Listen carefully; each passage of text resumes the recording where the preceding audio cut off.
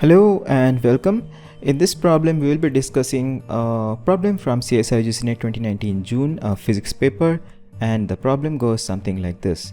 The time evolution of a coordinate x of a particle is described by this equation. Given that omega is greater than a, the particle will eventually comes to rest at the origin, eventually drift to infinity, eventually oscillate about the origin, and then come to rest at these 2 points. So how do we solve this problem? Now the first thing is, it is given omega is greater than a.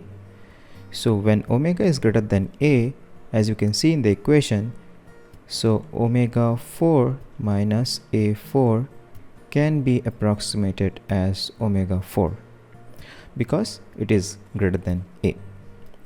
And let us take d by dt equal to capital D. Now if you rewrite the equation look something like this. So we have d power 4 plus 2 omega square d square plus omega 4 equal to 0.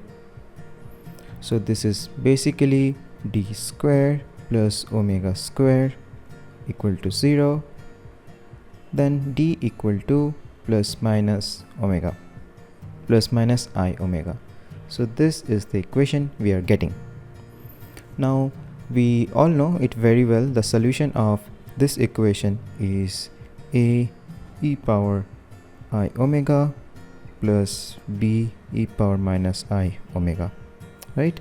So this is the solution of the equation. Now what does this equation mean? This equation means that the particle will oscillate near the origin.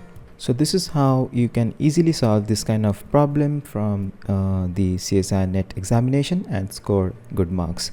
Hope you got some idea how to solve this problem. If you like this video, give a like and subscribe to this channel. I upload similar physics videos. Take care and have a nice day.